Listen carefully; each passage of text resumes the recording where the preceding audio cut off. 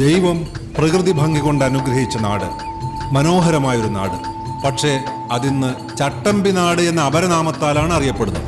ഒരു ഗ്രാമത്തിനു മേൽ ഇങ്ങനെ ഒരു ആക്ഷേപം കൽപ്പിച്ചു കിട്ടുന്നത് അനേകം വർഷങ്ങൾക്ക് മുൻപാണെന്ന് ചില മുൻകാല ചട്ടമ്പിമാർ പറയുന്നു. ചെമ്പട്ട് നാട് ചട്ടമ്പി നാടായി മാറിയതിന്റെ പൂർവ്വകഥാംശത്തെപ്പറ്റി റിട്ടയേർഡ് ചട്ടമ്പിയായ ചെങ്കീരി മാധവൻ: പണ്ട് ഞാനും വടിവാള് വാസുവും കീരമ്പാർ അബ്ദും മാത്രമേ ചട്ടമ്പിമാരായിട്ട് ഈ നാട്ടിലുണ്ടായിരുന്നുള്ളൂ. അബ്ദു ജയിലിൽ കിടന്നാ മരിച്ചത്. ഈ നാടിനെ ഈ അവസ്ഥയിലാക്കിയത് കാട്ടാപ്പള്ളിക്കാരും മല്ലഞ്ചറക്കാരും കൂടിയാണെന്ന് ഞാൻ പറയും. അത് തന്നെയാണ് സത്യവും. കാട്ടാപ്പള്ളി കുറുപ്പച്ചനും മല്ലഞ്ചറ ഉണ്ണിത്താനും കൂട്ടുകച്ചവടത്തിൽ ഒരു ചിട്ടിക്കമ്പനി നടത്തിയിരുന്നു.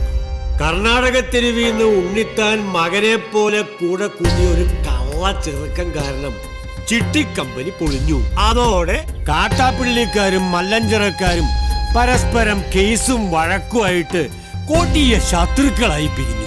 കാട്ടാപ്പള്ളിക്കാരുടെ കരുത്തിന് മുന്നിൽ പിടിച്ചു നിൽക്കാൻ പറ്റാതെ വന്നപ്പോ ഉണ്ണിത്താന്റെ ഭാര്യ രുക്മണിയുടെ ആങ്ങളമാര ടൗണിൽ നിന്ന് ചട്ടമ്പിമാരെ ആദ്യം ഇങ്ങോട്ട് ഇറക്കിയത്. അവരെ തോൽപ്പിക്കാൻ കാട്ടാപ്പള്ളിക്കാര് വേറെ ചട്ടമ്പിമാരെ ഇറക്കി. വന്നവരിൽ ചിലർ ഇത് വളക്കൂറുള്ള മണ്ണാണെന്ന് കണ്ട് ഇവിടെ അങ്ങ് കൂടി. ചിലരൊക്കെ തിരിച്ചുപോയി. പുതിയ ചില പീക്കിരി ചട്ടമ്പിമാർ ഇവിടെയും ജനിച്ചു. അങ്ങനെ കാലങ്ങൾ കഴിഞ്ഞപ്പോ ഈ നാടിനൊരു ഓമന പേരും കിട്ടി, ചട്ടമ്പി നാട്. ഇനി ചട്ടമ്പി നാടിന്റെ വർത്തമാനകാല യാഥാർത്ഥ്യങ്ങളിലേക്ക്. ഇത് മാക്രി ഗോപാലൻ. ആദ്യകാലത്ത് തവളപിടുത്തമായിരുന്നു തൊഴിൽ. തവളപിടുത്തം നിരോധിച്ചതോടെ തൊഴിലില്ലാതെ താൻ ചട്ടമ്പിയായി മാറിയെന്നാണ് ഗോപാലന്റെ ന്യായം. എന്റെ പൊന്നു സാറേ, അല്പം ചട്ടമ്പിത്തരില്ലാതെ ഇവിടെ ജീവിക്കാൻ പറ്റത്തില്ല. ഗോപാലൻ തല്ലാറുണ്ട്, അതുപോലെ തിരിച്ചിഷ്ടം പോലെ കിട്ടാറുണ്ട്. നമ്മൾ മാത്രം മര്യാദക്കാരായി ജീവിച്ചാലേ തല്ലുകൊണ്ട് തൂറി മേഴുകത്തേ ഉള്ളൂ. സാറേ, മുഴുവൻ കഴിഞ്ഞിട്ടില്ല എന്റെ സംഭാഷണം. മതി. എടാ സ്റ്റുഡിയോവേ, എന്റെ സംഭാഷണം എടുത്തില്ല. നിന്റെ സ്റ്റുഡിയോ പറഞ്ഞോളൂ. നമ്മ സിനിമയിലൊക്കെ സാറിനെ കണ്ടിട്ടുണ്ട്. നമ്മുടെ കാര്യം കൊണ്ടാ സാറൊക്കെ ജീവിച്ചു പോണത്.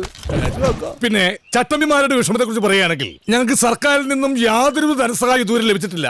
സർക്കാർ ഞങ്ങളോട് ചിറ്റമനയമാണ് കാണിക്കുന്നത്. പിന്നെ എന്റെ ആശാനെ കുറിച്ച് പറഞ്ഞില്ലെങ്കിൽ അതൊരു നന്ദികേടായി പോകും. വടിവാൾ വാസുന്ന പേര് പണ്ടൊരു കള്ളച്ചക്കന്റെ വെട്ടുകൊണ്ട് അരക്ക് താഴേക്ക് തളർന്നു കിടക്കുക. ട്രിപ്പിളും പോളിയൊക്കെ കൃത്യമായിട്ട് തട്ടും. അര തളർന്ന കേരളത്തിലെ ആദ്യത്തെ മനുഷ്യൻ. ആശാന്റെ ശിഷ്യന്മാർ വന്ന് കസേരയിൽ ഇരുത്തിയ ആശാനെ പുറത്തേക്ക് കൊണ്ടുപോകുന്നത്. അതുകൊണ്ട് നാട്ടുകാരിപ്പോ കസേര വാസു എന്നാ വിളിക്കുന്നേ. ചട്ടമ്പി വീണ ചട്ടിയില കഞ്ഞി, പിന്നെ തെണ്ടി കഞ്ഞി കുടിക്കണം. ഈ കാട്ടാപ്പിള്ളക്കാർക്ക് വേണ്ടി ജീവിതവും തൊലച്ച് ഈ കസേര കയറിയവനാ വാസു. എന്നിട്ട് തിരിഞ്ഞു നോക്കിയില്ല ഇവന്മാര്. ചുമ്മാതല്ല കുറുപ്പച്ചൻ വണ്ടിയും മറിഞ്ഞ് മൂക്കിലകത്ത് പഞ്ഞിയും വെച്ച് കിടന്നത്. ചെയ്തു കൂട്ടിയ മഹാപാപങ്ങളുടെ ഫലമാ ഇപ്പൊ മകനൊരുത്തിലുണ്ടല്ലോ വിഷപ്പാമ്പിന്റെ ജന്മം. കാട്ടാപ്പിള്ളി നാഗേന്ദ്രൻ, ചിട്ടിക്കമ്പനി മുതലാളി. അച്ഛൻ ചത്തത് വണ്ടി മറിഞ്ഞിട്ടാണെങ്കിൽ ഈ നാഗേന്ദ്രൻ ഇടി വിട്ടുകൊണ്ടേ ചാകൂ. നോക്കിക്കോ. ഈ കാട്ടാപ്പള്ളി നാഗേന്ദ്രൻ ഞാൻ തന്നെ. ആ ചാകാൻ പോകുന്ന കിളവൻ എന്ത് വേണമെങ്കിലും പറഞ്ഞോട്ടെ, ഞാൻ അതൊന്നും കാര്യമാക്കുന്നില്ല. ഈ മല്ലഞ്ചരക്കാർക്ക് എന്ത് തകർച്ച വന്നാലും അതിന്റെ ക്രെഡിറ്റ് മുഴുവൻ നാട്ടുകാർ കൊണ്ടുപോയിടുന്നത് ഈ നാഗേന്ദ്രന്റെ അക്കൗണ്ടിലാണ്. പിന്നെ ഈ മല്ലഞ്ചരക്കാരുമായിട്ടുള്ള കേസും വഴക്കും അത് ഞങ്ങളുടെ കാരണവന്മാരായിട്ട് തുടങ്ങിയതാ. അതിന്റെ മത്സരവും വാശിയും ഒക്കെ ഞങ്ങൾ തമ്മിൽ ഉണ്ടായിട്ടുണ്ട്, അത് സത്യമാണ്. അല്ലാതെ ഈ ചന്ദ്രമോഹൻ ഉണ്ണിത്താനെ തകർക്കാൻ ഞാനൊന്നും ചെയ്തിട്ടില്ല. അയാളുടെ ബംഗ്ലാവും തോട്ടമൊക്കെ വിൽക്കുന്നതിന് ഞാൻ എന്തിനാ എതിരെ നിൽക്കുന്നത്? എന്നെ കുറിച്ചുള്ള വെറും ആരോപണങ്ങളാന്നേ. എന്താടാ മല്ലഞ്ചരക്കാരുടെ ബംഗ്ലാവ് പുറനാട്ടുകാരോ വന്ന് കണ്ടിട്ട് പോയി. എന്നിട്ട് നീയൊക്കെ കൊല്ലണമെന്ന് പറഞ്ഞിട്ടില്ല ഞാൻ. എന്നിട്ട് വിശേഷം പറയാൻ വന്നില്ല. എല്ലാം കൂടി ചാപ്പിട്ടി പൊളിക്കും ഞാൻ. ഈ നാട്ടിലെ മുഴുവൻ ചട്ടമ്പിമാരാന്ന് പറയുന്ന ചുമ്മാതെയാ. എന്റെ അഭിപ്രായത്തിൽ ഒരേ ഒരു ചട്ടമ്പി ഈ നാട്ടിലുള്ളൂ, അത് കാട്ടാപ്പള്ളി നാഗേന്ദ്രനാണ്. അവന്റെ അച്ഛൻ വണ്ടി പറഞ്ഞതിന് കാരണക്കാര് ഞങ്ങളാണെന്ന് അവന്റെ ധാരണ. അതിന് വടക്കമലയെന്ന് ചട്ടമ്പിമാരെ ഇറക്കി എന്റെ 2 അമ്മമാരെ വെട്ടി എന്റെ ബിസിനസ് തകർത്ത് എന്നെ മൂക്കറ്റം കടക്കാരനാക്കി. ഇപ്പൊ എന്റെ വീടും തോട്ടവും മേടിക്കാൻ വരുന്നവന്മാരെ അവൻ തല്ലി ഓടിക്കുക. പക്ഷേ ഈ ചന്ദ്രമോഹൻ ഉണ്ണിത്താൻ തോറ്റു കൊടുക്കില്ല. അതിനെനിക്കൊരു പോലീസിന്റെയും പട്ടാളത്തിന്റെയും സഹായം വേണ്ട. പോലീസ് ഇവിടെ നിഷ്ക്രിയമാണെന്ന് ഞാൻ പറയില്ല. ദാ അങ്ങോട്ട് നോക്കൂ. എത്ര ക്രിയാത്മകമായിട്ടാണ് അവർ ജോലി ചെയ്യുന്നത് നോക്കൂ. പിന്നെ എന്ത് നിഷ്ക്രിയത്വമാണ് നിങ്ങൾ ആരോപിക്കുന്നത്? ഈ ക്യാമറ ഓഫ് ചെയ്യണമെങ്കിൽ ഞാനൊരു കാര്യം പറയാം. ഓഫ് ചെയ്തോളൂ. ഇവിടെ ഇപ്പൊ ഈ കാട്ടാപ്പള്ളി നാഗേന്ദ്രനെ ഒതുക്കി കഴിഞ്ഞാൽ മൊത്തത്തിലുള്ള എല്ലാ പ്രശ്നങ്ങളും തീരും. ഒരിക്കൽ ഞാനൊന്ന് ശ്രമിച്ചു നോക്കിയതാ. 2 മാസമാ ആശുപത്രി കിടന്നത്. ഇപ്പൊ മല്ലഞ്ചിറയിലെ ചന്ദ്രമോഹൻ കണ്ടുവച്ചിരിക്കുന്ന ബുദ്ധി ഏതായാലും കൊള്ളാം. മുള്ളിനെ മുള്ളുകൊണ്ട് തന്നെ എടുക്കുക. കാട്ടാപ്പള്ളിയെ വിഴുങ്ങാൻ പറ്റിയ ഒരു മറുനാടൻ ചട്ടമ്പിയെ കണ്ടുപിടിക്കുക. എന്നിട്ട് എസ്റ്റേറ്റും ബംഗ്ലാവും അയാൾക്ക് വിൽക്കുക. പുറം നാട്ടിൽ ചട്ടമ്പിമാരേറെയുണ്ട്. പുലിക്കണ്ടം കോയ, ചെങ്കൽപ്പാളയം മുത്തുരാജ്, കോയമ്പത്തൂർ മണിസ്വാമി. പക്ഷെ കാര്യമില്ല, ഇത്രയും കാശ് മുടക്കി ഈ ബംഗ്ലാവ് തോട്ടം മേടിക്കാനുള്ള കാശവന്മാരായില്ല. എനിക്ക് കൂടി കമ്മീഷൻ കിട്ടുന്നൊരു കാര്യമായതുകൊണ്ട് ഇത്തിരി ബുദ്ധിമുട്ടിയാണെങ്കിലും അവസാനം കണ്ടുപിടിച്ചു. കർണാടകയിലെ പോലീസ് ഫയലിൽ നിന്നാ തപ്പിയെടുത്തത്. കക്ഷിയുടെ പേര് വീരേന്ദ്ര മല്ലയ്യ. 37ഓളം തല്ലുകേസുകൾ. അതിൽ ശിക്ഷിക്കപ്പെട്ടത് ഒരു കേസിന് മാത്രം. അതും പൊതുവേദിയിൽ വെച്ച് കേന്ദ്രമന്ത്രിയുടെ കർണക്കുറ്റിക്കടിച്ചതിന്. ഹിസ്റ്ററി വെച്ച് നോക്കുമ്പോ പുള്ളി 10 കാട്ടാപ്പള്ളിമാരെ ഒറ്റയ്ക്ക് തിന്നും. അല്ല, ഇതിന്റെ ബ്രോക്കർ ഞാനാണെന്ന് പറഞ്ഞ കാട്ടാപ്പള്ളി എന്നെ കൊല്ലുമെന്ന എന്റെ പേടി. നിനക്ക് പോലീസ് പ്രൊട്ടക്ഷൻ ഞാൻ തരും. എങ്ങനെ? ഏതെങ്കിലും മോഷണ കേസ് പിടിച്ച് അകത്താക്കിയാ പോരെ. അയാളിത് വാങ്ങുന്ന എന്താ ഉറപ്പ്? ദേ, ഞങ്ങൾ ഇന്ന് തന്നെ പോവുക. മല്ലയ്യയുടെ അനുജനെ പോലെ കൂടെ നടക്കുന്ന ഒരാളുണ്ട്, മുരുകൻ. അവൻ പറഞ്ഞ മല്ലയ്യ ഒന്നും തട്ടിക്കളയത്തില്ല.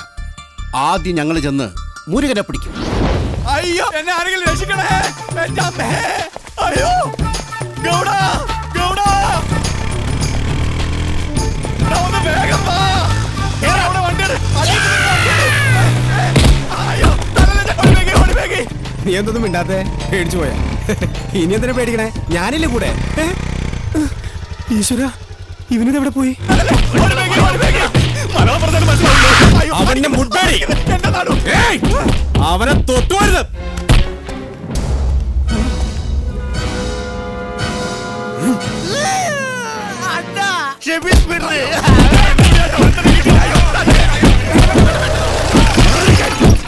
അങ്ങോട്ട് മാറാൻ. ആളറിയാതെ പറ്റിപ്പോയത് അയ്യ പൊക്കോളൂ. നിങ്ങൾ പറഞ്ഞോണ്ട് ഞങ്ങൾ പോണു. തല്ല് കിട്ടാതെ വാടാ. ആരുടെ ദേഹത്താ നിങ്ങൾ കൈവച്ചതെന്ന് അറിയോ? അതൊക്കെ മല്ലയ്യയുടെ ആൾക്കാരാ. ജീവൻ വേണമെങ്കിൽ ബംഗ്ലാവിൽ പോയി മാപ്പ് പറഞ്ഞു, ഇല്ലെങ്കിൽ പടയളയിങ് വരും. പിന്നെ ഒന്നും ബാക്കിയുണ്ടാവില്ല.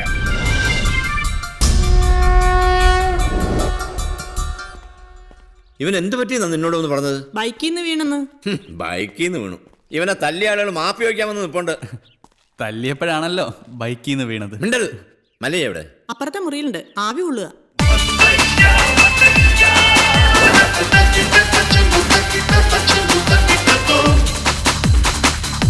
ಮಲೆಯ ಹೊರಗಡೆ ನಿಮ್ಮನ್ನ ನೋಡಕ್ಕೆ ಕೆಲ ಜನ ಬಂದಿದ್ದಾರೆ. ಯಾರವರು? ಮುರುಗನೆ ಹೊಡೆದಿದ್ದಲ್ಲ ಆ ಜನ. ಮುರುಗನ ಆಚೆ ಬರ್ಗಳು. ಆಯ್ತು.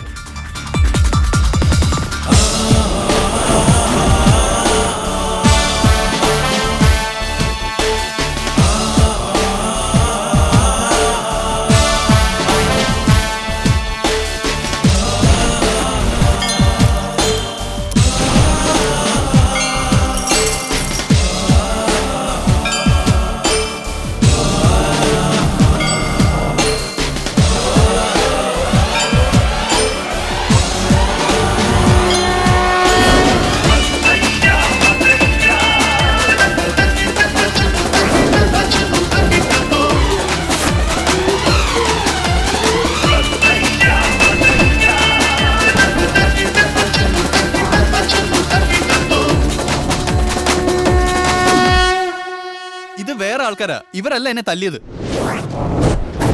ഞങ്ങൾ തന്നെ തല്ലിയത്. മാപ്പാകണം. ഇനി ചെയ്യില്ല.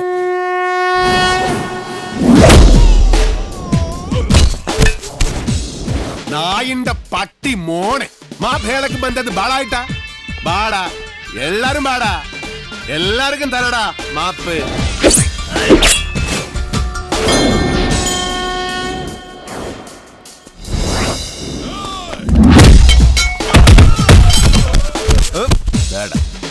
ಇದು ನಾನು ನೋಡ್ಕೋತೀನಿ, ನೀವು ಸುಮ್ಮನೆ ಆಟ ನೋಡ್ತಾ ಇರಿ.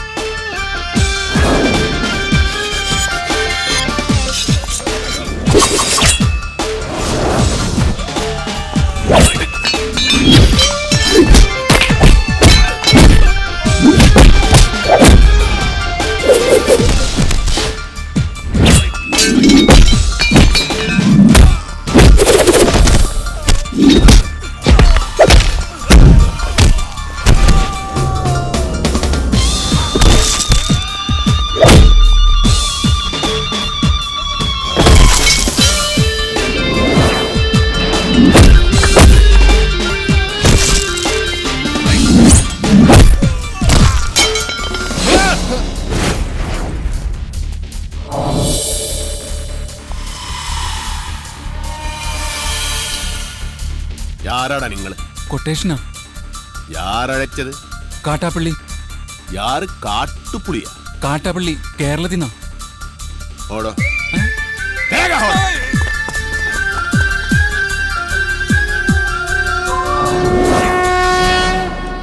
നീ അപ്പൊ കേരള ಹೋಗಿದ್ದೆ? കേരളത്തിലാ? ഞാൻ പോയിട്ടില്ല. ಯಾರೀ ಕಾಟುಪುಳಿ? ഈ സംഭവം എനിക്ക് യാതൊരു ബന്ധവുമില്ല. അല്ല, ആരാ ഈ കാട്ടാപ്പള്ളി?